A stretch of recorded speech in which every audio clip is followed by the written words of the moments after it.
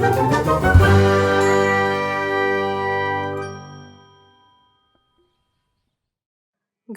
নাম নয়নপুর। এই গ্রামে দুই বন্ধু তার পরিবার নিয়ে বাস করে। তাদের মধ্যে গোপীনাথ অত্যন্ত সাদাসিধে মানুষ এবং সে খুবই পরিশ্রম করতে পারে। কিন্তু অমল ছিল গোপীনাথের একদম বিপরীত। সে যেমন অলস ছিল তেমনি ধূর্তও ছিল। সারাদিন শুয়ে শুয়ে অমল শুধু একটাই কথা ভাবত, সে কিভাবে বিনা পরিশ্রমে বড়লোক হতে পারে। এদিকে গোপীনাথ তার জমিতে দিন রাত হাড় ভাঙা পরিশ্রম করতে থাকে। এর ফলে তার জমির ফসল অন্যদের থেকে খুব আগেই পেকে যায় এবং তা বিক্রি করে তাদের পারিবারিক অবস্থা অনেকটাই ভালো হয়ে ওঠে। একদিন অমলের বউ কামিনী গোপীনাথের বাড়ির সামনে দিয়ে হেঁটে যাচ্ছিল। সে তাদের এত উন্নতি দেখে হিংসায় একেবারে জ্বলে গেল এবং সঙ্গে সঙ্গে বাড়িতে গিয়ে সে তার স্বামীকে বলল, তুমি সারাদিন বিছানাতে পড়েই থাকো, আর ওইদিকে তোমার বন্ধু গোপীনাথ 1 বছরের মধ্যে নতুন ঘর, বিঘে বিঘে জমি সব করে বসে আছে। হায় ভগবান, কি কপালেই যে এরকম একটা কুঁড়ের ফদ্দ লোকের সাথে আমার বিয়ে হয়েছিল। আমার তো জীবনটা পুরো শেষ হয়ে গেল। ওরে ওরে গিন্নি, থামো থামো, এত চিন্তা করো না, বুঝলে? ওসব খেটে খাওয়া, পরিশ্রম করে খাওয়া, ওসব তো গরিবের কাজ, পোকা লোকেদের কাজ। আমার মতো চালাক লোকেরা ওই সব জিনিস করে সময় নষ্ট করে না। তুমি একটু অপেক্ষা করো, আমার মাথায় একটা দারুণ বুদ্ধি এসেছে, যাতে আমাদের আর্থিক অবস্থাও ঠিক হবে আর ওই বেটা গোপীনাথও ভালোভাবে জব্দ হবে। পরের দিন সকালে অমল অসুস্থতার ভান করে গোপীনাথের সাথে দেখা করতে পৌঁছলো তার জমিতে। এ কি রে অমল, কি হয়েছে তোর? তোকে তো একদমই ভালো লাগছে না। তোর শরীর টরীর ঠিক আছে তো? না ভাই, লাস্ট কিছু মাস ধরে এই শরীরটা একদম ভালো যাচ্ছিল না। কালকে তোর বৌদি অনেক জেদাজেদি করতে আমি ডাক্তারের কাছে দেখিয়ে এলাম। আর ভাই, ডাক্তার কি বলল জানিস?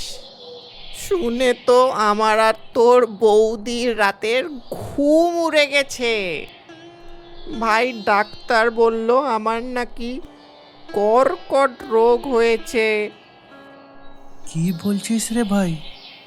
তোর এতদিন ধরে শরীর খারাপ আর তুই হতভাগা আমাকে আগে বলিসনি?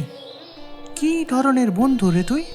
আরে ভাই, আমি শুনেছিলাম তুই খুব মনোযোগ দিয়ে, খুব পরিশ্রম করে জমির কাজ করছিস। তাই আমার শরীর খারাপ হয়েছে শুনে তোর যদি মনোযোগ এবার ভেঙে যায়, তাই আমি তোকে আর বলতে চাইনি। ভাই, তুই তো জানিস কর্কট রোগের চিকিৎসার জন্যে কত টাকা দরকার লাগে, আর আমার কি অবস্থা সেটাও তোর কাছে অজানা না। তাই আর কোনো রাস্তা না পেয়ে আমি তোর কাছেই এলাম ভাই, ভিক্ষা চাইতে। এসব কি যাতা বলছিস তুই? হ্যাঁ, এইসব কথা একদম মুখে আনবি না। আমার যতটা ক্ষমতা ততটা দিয়ে আমি তোকে সাহায্য করব। তুই একদম চিন্তা করিস না। না না ভাই, খালি হাতে আমি তোর থেকে কিছুতেই টাকা নেব না। আমার একটা বিশেষ জিনিস আছে, বুঝলি, যেটি প্রজন্মের পর প্রজন্ম আমাদের পরিবারে রয়েছে, আর আমি চাই যে সেটা তুই আমার থেকে কিনে নে। একমাত্র এইভাবেই আমি তোর থেকে টাকাটা নিতে রাজি হব। তুই কি মূল্যবান জিনিসের কথা বলছিস বলতো? আমি তো কিছুই বুঝতে পারছি না। সেইটা এখানে মাঠে সবার সামনে বলা ঠিক হবে না। আমি বরং কাল সকালে তোর বাড়িতে সেই জিনিসটা নিয়ে পৌঁছাবো, কেমন? পরের দিন সকাল সকাল অমল গোপীনাথের বাড়িতে পৌঁছলো এবং চা জলযোগ সারার পরে গোপীনাথ অমলকে জিজ্ঞেস করলো, তা অমল, এনেছিস তুই তোর সেই মূল্যবান বস্তুটি? কি এবার আমাদেরকে একবার দেখা।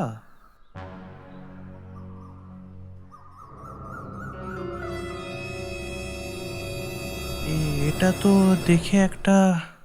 হ্যাঁ ভাই গোপীনাথ, এইটা একটা কালো হিরে।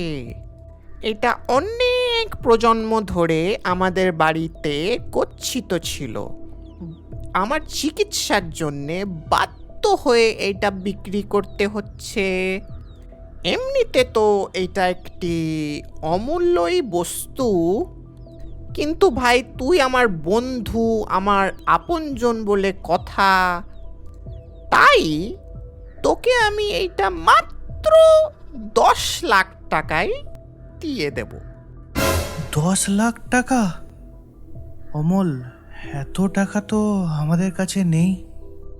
এইটা যদি আমি অন্য কাউকে বিক্রি করতে চাই, তাহলে সে কিন্তু 10 লাখ টাকার অনেক বেশি দেবে। কিন্তু সত্যি কথা বলতে আমি চাই যে এইটা কোনো আমার প্রিয়জন মানুষের কাছেই যাক। এবার তুই যদি এটা না নিস, তাহলে তো ভাই আমি বিনা চিকিৎসাতেই মারা যাব। কিন্তু এইটা আমি অন্য কাউকে বিক্রি করব না। ঠিক আছে, তুই আমাদেরকে একটা দিন সময় দে ভাবার জন্য। আমরা কি সিদ্ধান্ত নিলাম সেটা আমি তোকে কালকে জানাচ্ছি।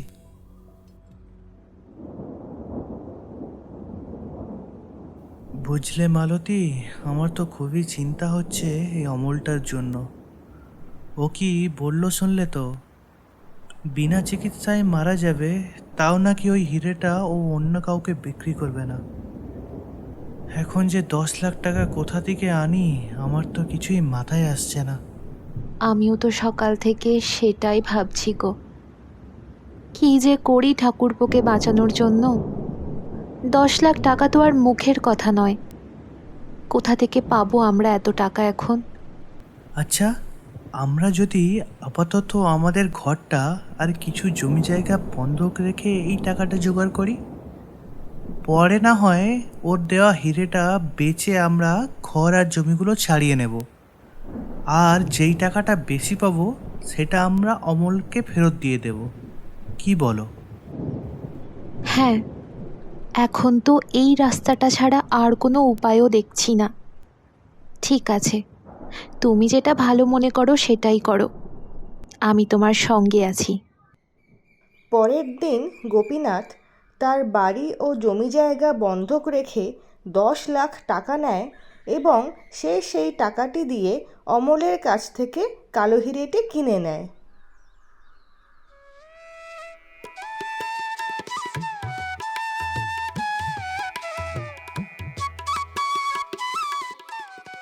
ওগো, শুনছো? এবার তো সংসার চালানো খুবই মুশকিল হয়ে উঠেছে। ঘরেতে চাল ডাল সব বাড়ন্ত। যাও না, এবার হীরাটা দোকানে বিক্রি করে দিয়ে এসো। আমাদের ঘর আর জমিগুলো ছাড়িয়ে নাও। আর কেন অপেক্ষা করছো? ঠিক আছে মালতী, আমি আজকেই যাব স্যাকরার কাছে। এবার হিরেটাকে বেচে আমাদের ঘর আর জমিগুলো ছাড়িয়ে নেব। কথা মতো গোপীনাথ কিছুক্ষণ পরে হিরেটি নিয়ে গেলেন একটি শ্যাকরার কাছে। আরে আসুন আসুন, বলুন কে দেখাবো আপনাকে? সোনার দুল নাকি গলার হার? আগে আসলে আমি কোনো কিছু কিনতে আসিনি, আমার কাছে একটি দামি বস্তু আছে, আমি সেটাই আপনার কাছে বিক্রি করতে এসেছি। আরে আপনি কি দামি জিনিসের কথা বলছেন বলুন তো? আগে একটি অতি মূল্যবান কালো হিরে। আপনি কি একবার ওটি দেখে বলতে পারবেন আমাকে ওটির দাম কত হবে? কালো হিরে? কই দেখি তো জিনিসটা। এই যে দেখুন।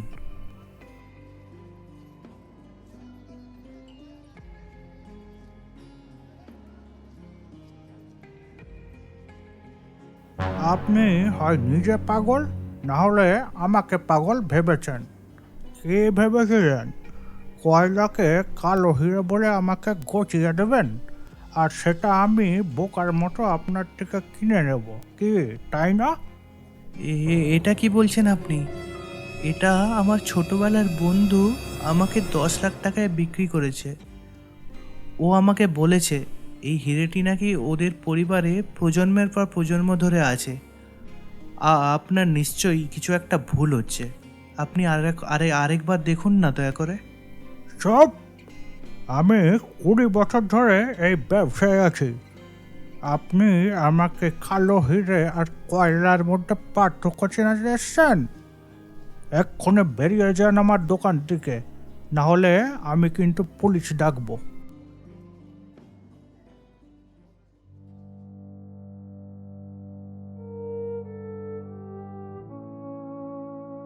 কি গো, কি বললো দোকানে?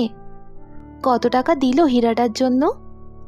এবার আমাদের বাড়ি আর জমিগুলো ছাড়ানো হয়ে যাবে তো? আমাদের সাথে অনেক বড় প্রতারণা হয়েছে গিন্নি।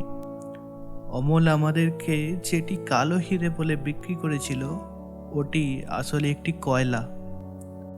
এখন আমাদের কাছে না আছে কোনো ঘর, না আছে জমি জায়গা।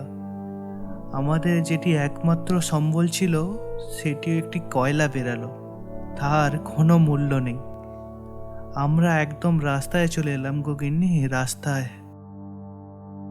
ঠাকুরপো আমাদের সঙ্গে এই রকম করবে, এটা তো আমি কোনোদিন স্বপ্নেও ভাবিনি।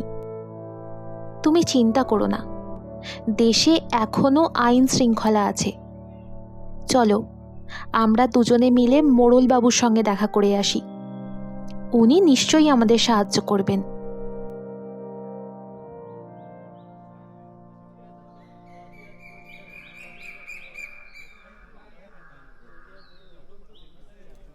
এই, তোর আগে এখনই অমলকে ডেকে নিয়ে আয় তো। ঘটনাটার দুই পক্ষই জানা খুব দরকার।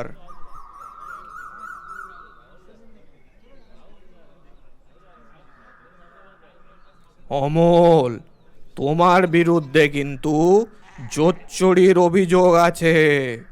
তুমি নাকি একটি কয়লাকে গোপীনাথকে কালো হিরে বলে বিক্রি করেছো, আবার তার থেকে নাকি মিথ্যে বলে 10 লাখ টাকাও নিয়েছো।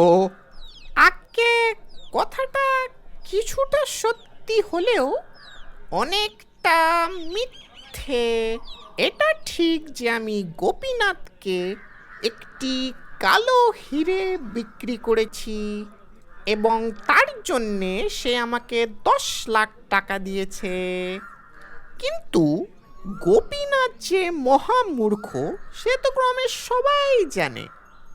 ও আসলে এইটাই জানে না যে কয়লাকেই কালো হিরে বলে। এবার ও যে গাধার মতো কালো হিরেটিকে আসল হিরে মনে করবে তা তো আমি জানতাম না। মোড়ল মশাই, এটা তো আপনিও জানেন যে আসলে তো কয়লাকেই কালো হিরে বলে। কি জানেন না আপনি? সে তো বটেই, সে তো বটেই। কেন জানবো না, নিশ্চয়ই জানি। আমিও কি এই গোপীনাথের মতো বোকা নাকি? শোনো গোপীনাথ, আমার বিচারে অমল তোমাদের সাথে কোনো প্রতারণা করেনি। তোমরা তোমাদের নিজের বোকামির জন্যে আজ এই পরিস্থিতিতে পড়েছো। এতে আমার আর কিচ্ছু করার নেই। এই সভা আজ এখানেই শেষ হলো। যে যার বাড়ি ফিরে চলে যাও। মোড়লবাবুর এই অবিচার আমি কিছুতেই মেনে নিতে পারছি না। আমার মাথায় একটা বুদ্ধি এসেছে, এতে আমাদের সমস্যার সমাধান নিশ্চয়ই হবে। কাছে এসো, শোনো।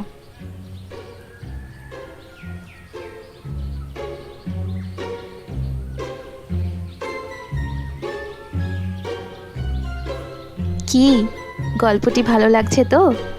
যদি ভালো লাগে তাহলে দয়া করে আমাদের চ্যানেল ফানটুন বাংলাকে সাবস্ক্রাইব করতে ভুলবেন না। এরকম আরও মজাদার গল্প আমরা আগামী দিনেও আনতে চলেছি। তাহলে আর দেরি না করে চলুন গল্পের পরবর্তী অংশটি দেখে নেওয়া যাক।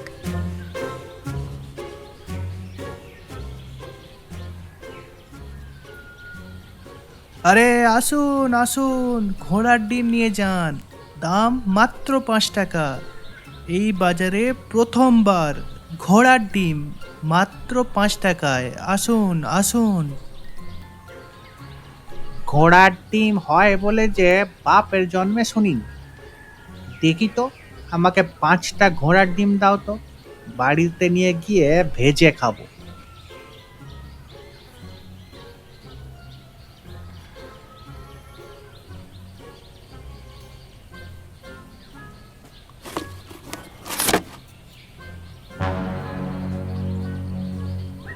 ধরিবাজ জোচ্চোর, গ্রামে সাদাসিধে মানুষকে বোকা বানিয়ে মুরগির ডিমকে ঘোড়ার ডিম বলে বিক্রি করা। তারাও গোপীনাথ, তোমার খবর নিতে হবে। ছি ছি গোপীনাথ, তুমি বোকা হলেও তোমাকে তো আমরা সৎ মানুষ হিসাবেই চিনতাম। তা বলে শেষ পর্যন্ত তুমি সাদা সিধে গ্রামবাসীগুলোকে এরকমভাবে ঠকাবে, এটা তো আমরা কোনো দিনই ভাবিনি। তা কোন আক্কেলে তুমি মুরগির ডিমকে ঘোড়ার ডিম বলে বিক্রি করছো শুনি? আপনি যে কি বলছেন আমি তো কিছুই বুঝতে পারছি না। কি হলো, আমার কথা বুঝতে পারছো না? তুমি 2 টাকা দামের মুরগির ডিমকে ঘোড়ার ডিম বলে 5 টাকা দামে বিক্রি করছো, আর ভাবছো লোকেরা কেউ তোমার জোচ্চুরি ধরতে পারবে না, হ্যাঁ? আগে না, আমি ঘোড়ার ডিমই বিক্রি করছি। বটে, ঘোড়ার ডিমই বিক্রি করছো? যাও, এক্ষুনি তোমার ঘোড়াকে নিয়ে এসো। আমরাও দেখি কোন ঘোড়ার ডিম পারে, তাও আবার অবিকল মুরগির মতো। আর যদি মিথ্যে প্রমাণিত হয়েছ, তাহলে বলে রাখলাম, তোমাকে আমি গ্রাম ছাড়া করব।